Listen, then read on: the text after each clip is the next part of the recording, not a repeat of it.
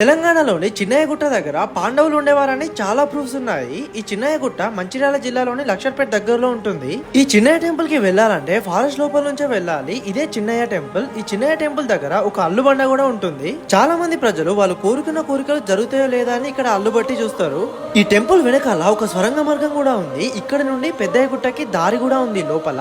అట్లనే లోపల ఒక పెళ్లి మండపం ఉంది చూడండి. ఇక్కడ కూర్చోవడానికి కుర్చీ ఇంకా పైన మండపం కూడా కనిపిస్తుంది. ఇంకా ఈ టెంపుల్ దాటి ముందుకు వెళితే భీముడు దున్నిన సాళ్లు కనిపిస్తాయి. ఇక్కడ భీముడు నాగలితో దున్ని పంటను పండించేవాడంట. ఇంకా ముందుకు వెళితే భీముని పాదం కనిపిస్తుంది. అట్లనే ఇక్కడ పాండవులు స్నానం చేసిన ప్లేస్ కూడా ఉంది. నెక్స్ట్ ఇక్కడ నుంచి మంచుకొండల దగ్గరికి వెళ్ళొచ్చు. ఇక్కడ నుండి చాలా దూరం ఉంటుంది ఆ ప్లేస్. ఇదే మంచుకొండలు అంటే గుట్ట పైన వాటర్ లేవు చూడండి, బట్ గుట్ట లోపల నుంచి వాటర్ వస్తున్నాయి. మనం ఏదైనా సౌండ్ చేసినా చప్పట్లు కొట్టినా కూడా వాటర్ ఎక్కువ అవుతాయి.